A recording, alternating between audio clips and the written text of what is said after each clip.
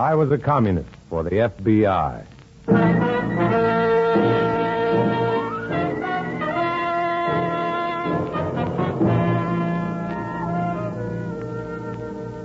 Starring Dana Andrews in an exciting tale of danger and espionage. I was a communist for the FBI.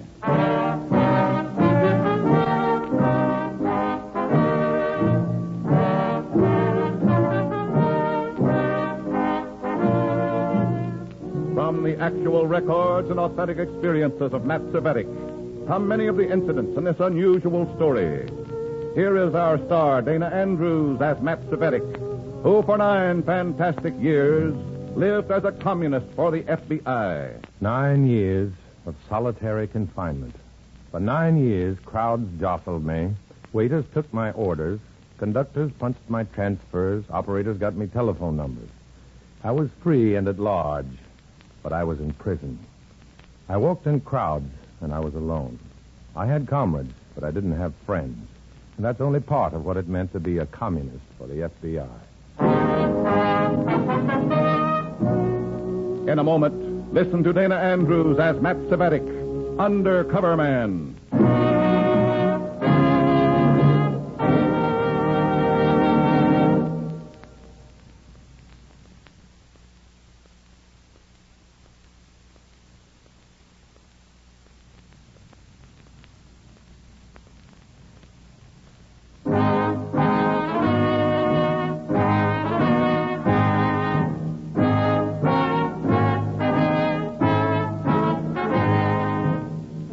Here is Dana Andrews as Matt Cvetic, Undercover Man. This story from the confidential file is marked Red Clay.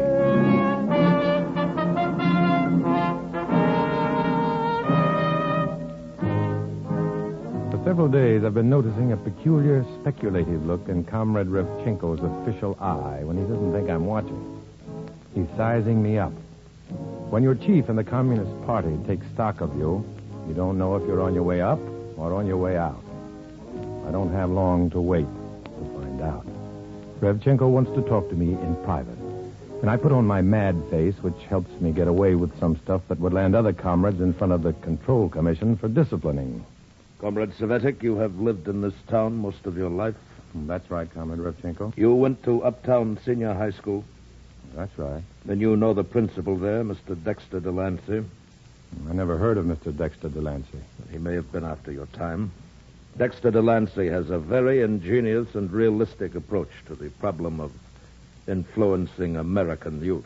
He's certainly in a position for it. He sympathizes with our cause. But so far, he's been reluctant to join the party officially.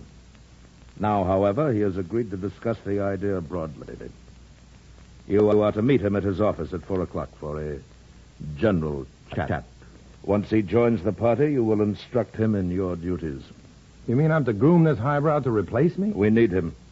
Youth is like clay in hands like his. Well, I understand American kids pretty well myself. Orders, Comrade Cvetic. What happens to me?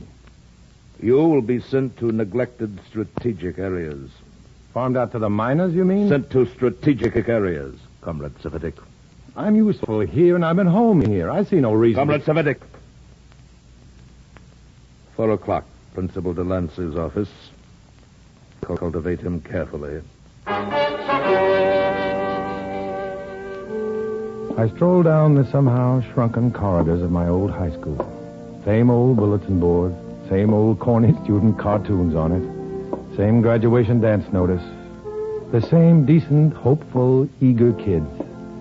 But to the architects of communism, clay. Red clay to be molded into totalitarian sameness. That would still mean 2 minutes to the final bell. I stop in front of a familiar door.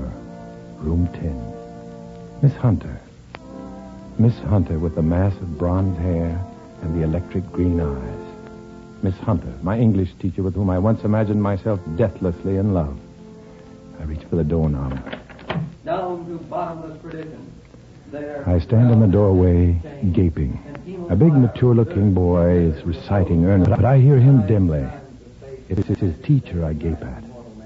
Miss Hunter, younger and more beautiful than ever. The thick bronze hair, the green eyes, the faintly and pleasantly freckled nose. I just stand there in the open doorway, spellbound all over again. Round he throws his baleful eyes, with witness huge affliction and dismay, mixed with obdurate pride and steadfast hate. Very good, Charles. Fine feeling. Thank you, Miss Hunter. Won't you come in, sir? For me? Oh, yes. And close the door. Oh.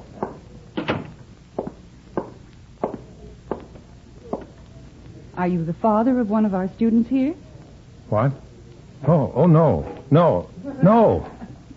Don't be so emphatic about it. These are the most advanced seniors in school.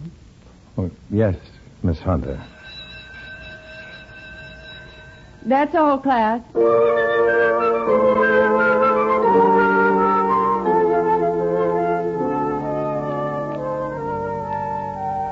Those keen-looking seniors file past me, and I feel as sharp as a sack of potatoes, non-select grade.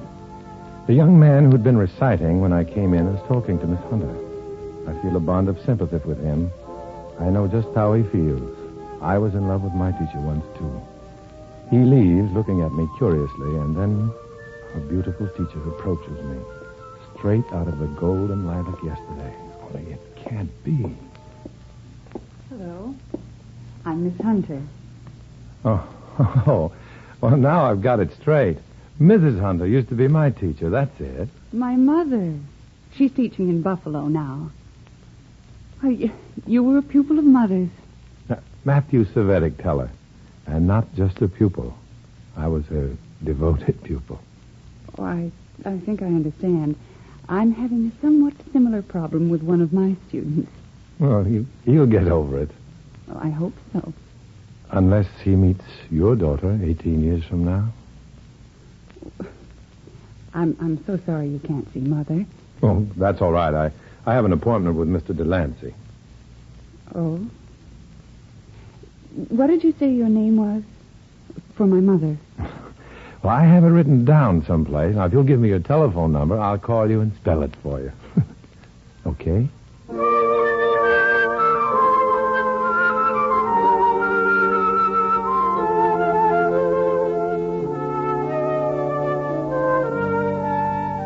I walk out of that dim lilac haze with the telephone number stashed away in my head, along with the memory of bronze hair and green eyes floating around in the lilac mist.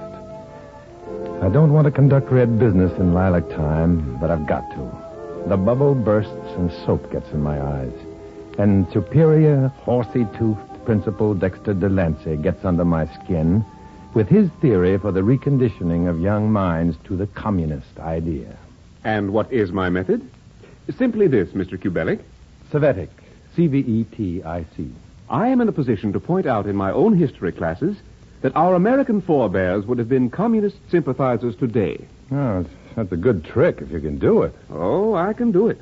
After all, the Declaration of Independence was a document endorsed by the 13 states for the overthrow of government by force of arms. Yeah, but it was a tyrannical government. The government overthrown by the Russian Revolution was even more tyrannical. Yeah. Rebellion to tyrants is obedience to God. That was Thomas Jefferson's personal motto. Nothing wrong with that. Wrong. It's marvelous. In his own words, the writer of the Declaration of Independence admits that revolution has the approval of heaven. Then how can the capitalist world accuse Russia of being godless? You see, etc. Go on, Mr. Delancey. Call me Dexter. Now, look at the French Revolution.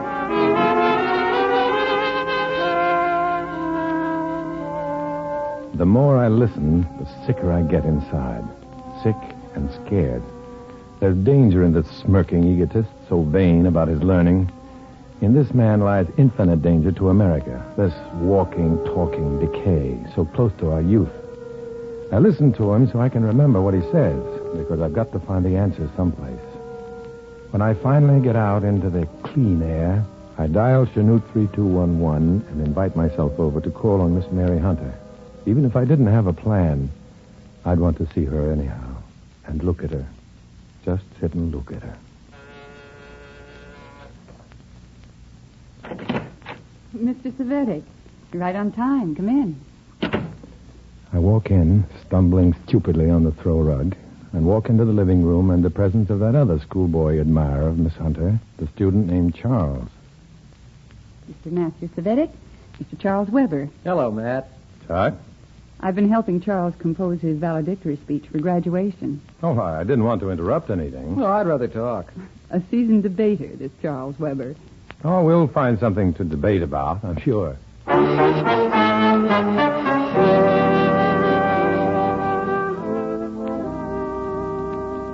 In less than an hour, by easy, logical steps, I've managed to twist the conversation to politics, world affairs, the American Revolution. It's like an ice-cold plunge. I don't want to take it, but I've got to. I don't plunge in either. I stumble in. Involuntarily, it seems, I'm repeating the slick, sick, insidious mouthings of Principal Dexter Delancey and making Mary supply the answers I need. Well, isn't it true, Mary, that bourgeois minds considered the American Revolution radical? Isn't bourgeois a strange word coming from you, Matt? Well, I mean conservative. Sure, it was considered radical by many. It was radical. It was nothing of the sort, Charles. It was overthrow of government by force. And if the Russian Revolution was radical, so was ours. Or putting it the other way, if our revolution was justifiable, so was the Russian. Our revolution was political. The Russian Revolution was social revolution by bloodshed and terror, class against class. Well, what's the difference? The Russian Revolution differed from ours in this great, great respect. It substituted one form of tyranny for another. Jefferson would be sickened by the turn of events in the Russian Revolution. I challenge that, Miss Hunter. Do you, Charles? I didn't realize you were so well informed on the subject. I've had several serious discussions on the subject with Principal Delancey, whom I respect and admire very much. Oh? In class and after class. And he maintains... Well, it's getting pretty late. I think I'd better be on my way. I've got the family jalopy. Let me drop you someplace. I'd like to speak to you for a moment, Matt. Privately. Oh. Well, I'll take a taxi, Chuck. Oh. Well, thanks anyhow. Good night, Charles. Good night, Miss Hunter. Matt. Good night, Chuck. Mr. Savetic, Oh, Matt? you haven't asked me why Mother has to teach in Buffalo when she'd much rather be here with me. Well, it did occur to me to ask. She left here rather than be gagged by people like Dexter Delancey. Gagged? How? Delancey didn't force her out of here. He's a very powerful and persuasive man. You mean you could lose your job here, talking up to me as you just did? If you reported it to the principal, as Charles did, it's just possible. Yes, Mr. Savetic. I see. It's very late, Mr. Savetic. I didn't mean to keep you. Uh-huh. Well, good night, Mary. Good night, Mr. Savetic.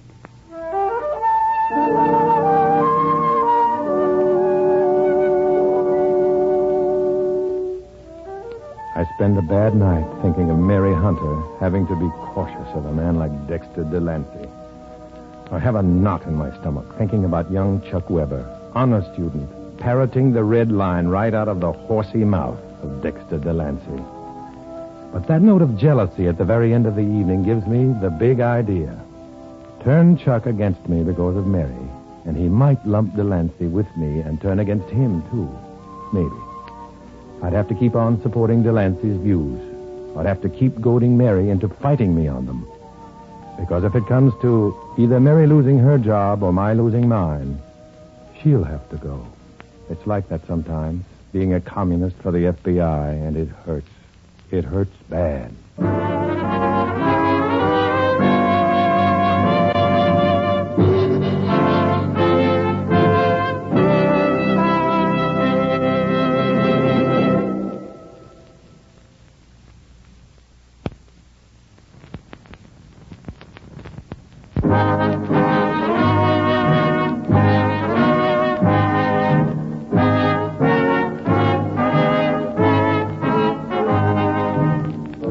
Back to Dana Andrews, starring as Matt Savetic in I Was a Communist for the FBI, and the second act of our story.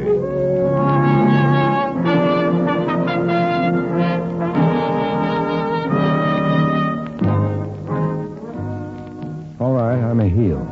But I have a job to do, and I do it. I play remorseful and persuade Mary to see me again when I know Chuck Weber will be rehearsing his valedictory speech with her. Sure enough, I managed to drag in the line that our early American patriots would be called radicals today.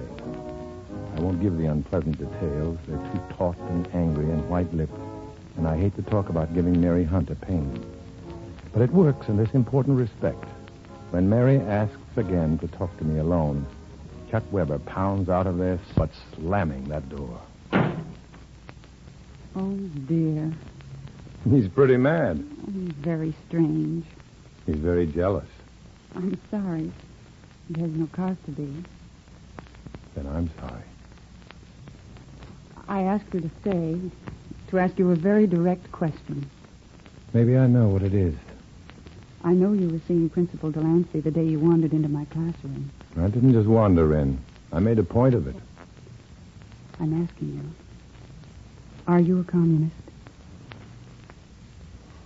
Mary Hunter, teacher. I'm not a communist. Oh, Matt. I'm so glad. Why? I don't know. I'd hate you, of all people, to be a Red. Why? One of Mother's pupils. One of her most devoted pupils. Mary? Yes, Matt.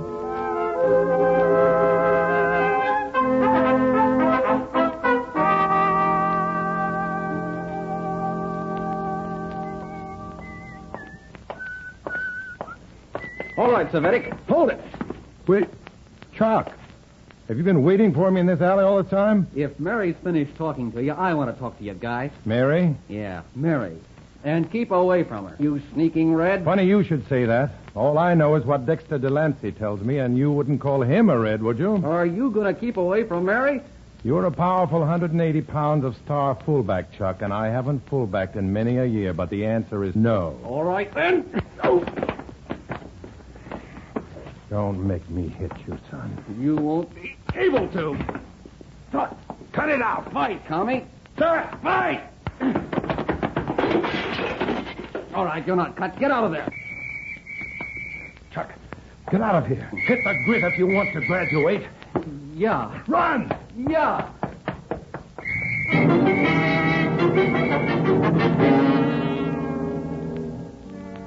And that's why I spend the rest of the night in the police station cell. I don't dare involve the FBI in bailing me out, and I'm plain scared of how Comrade Revchenko would take it. I'm reduced to calling Mary Hunter the most beautiful teacher in the whole solar system. In the morning, there she is, and I feel awful about it. Thanks for coming down for me, Mary. I won't ask you what happened. And I won't tell you, so we're even. It gives me a sort of an idea what happened. Teachers are just too smart. Hold it. I will take custody of Mr. Savetic.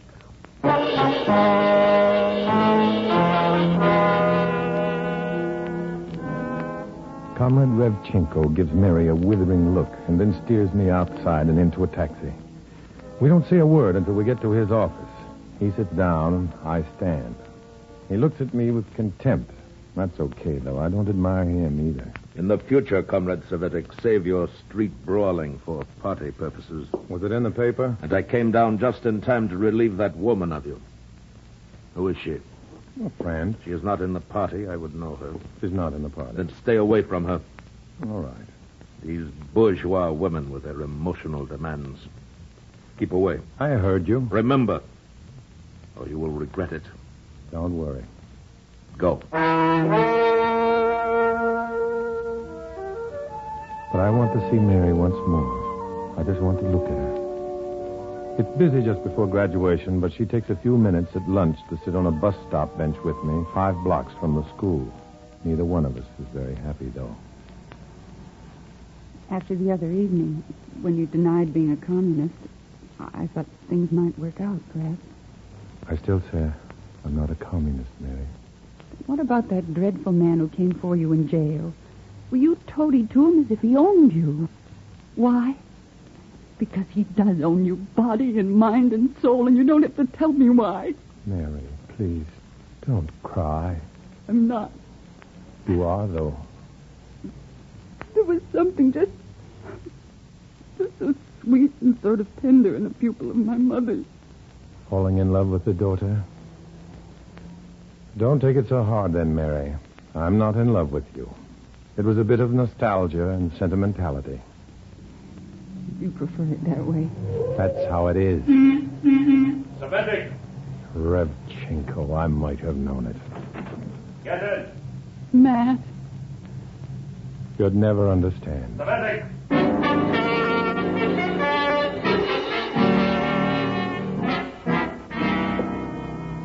Sit down, Comrade Savetic. If it won't take long, I'll stand, Revchenko. Very well. You did not want to be sent to some hinterland when Dexter Delancey joins us. For a while, I considered your plea. Now, however, you will go where we send you and without complaint. That is all. I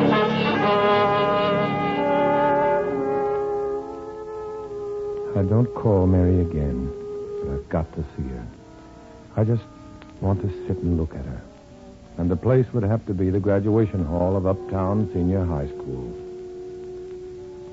There's a lump in my throat and a fog in my eyes as I watch the proudest kids in the world get their diplomas and become the gravest young men and women in the world. Then, Principal Dexter Delancey, flashing his magnificent teeth, makes a brief introduction. Our student of the year and 4-year honor student athletically, scholastically, and in citizenship, Charles Weber.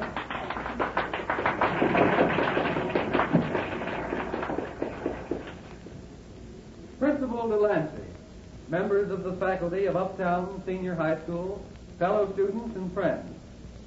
With the generous assistance of Miss Mary Hunter of the English department of this high school, I have prepared a valedictory, but I have decided not to give it. Instead, I should like to debate this question.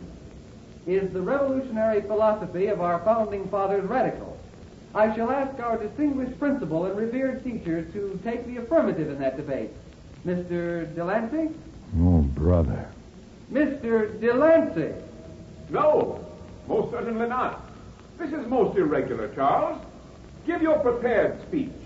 Since Mr. Delancey is not prepared to debate this question publicly, I myself shall take both sides of the question and answer the un-American and subversive charges that have been made against our greatest patriot. Where's he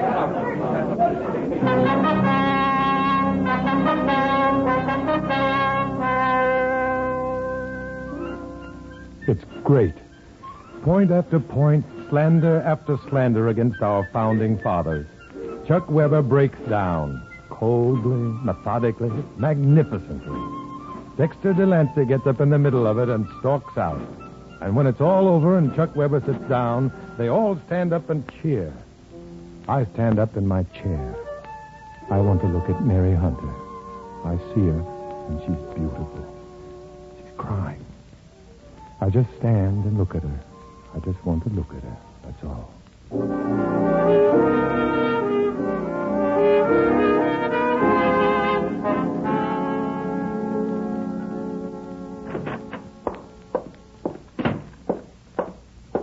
Good morning, Revchenko. Mr. Vasetic. Savetic. Good morning, Mr. Delancey. Comrade Delancey, soon, I trust. In fact, I am prepared to undertake a full tour of duty at once. Splendid. You mean you're prepared to give the party your full and undivided time? Precisely. What about your duties at school and on the board? Well, you'll be pleased to hear that I tendered my resignation this morning. As a consequence of last night's embarrassing events? Well, under the circumstances, Revchenko, I couldn't face a board action. You resigned. Forthwith. Fool. What? He said, fool. I don't understand. Get out. I don't understand. Explain it to him, Comrade Savetic. You're my functionary in this district function. I have work to do. I don't understand. This way, Dexter.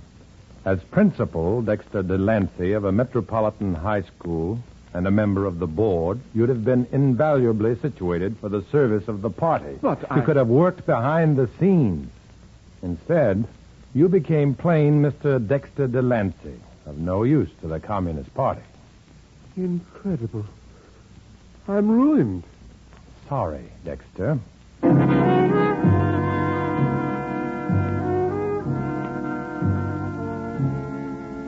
Dexter stumbles out in a daze. Then I walk out on air. He goes his way, I go mine. Delancey is out, and I stay in. As undercover man working hand in glove with the FBI. The work goes on. I win. But when I win, I lose too, always. No more homework, no more books, no more teachers' saucy looks. No more any kind of looks from my teacher. To Mary Hunter, I'm a red. It's always that way.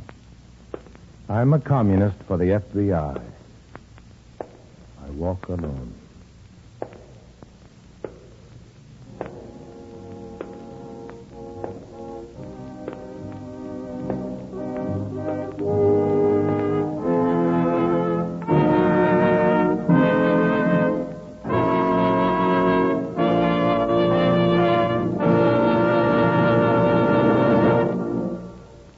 Dana Andrews will return in just a moment.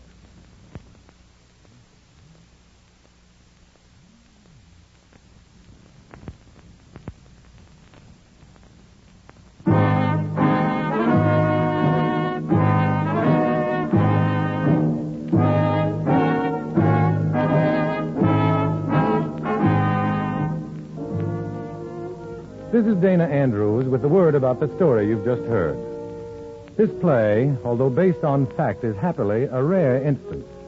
Rare because the teaching profession has always been outstanding in preserving our American ideals.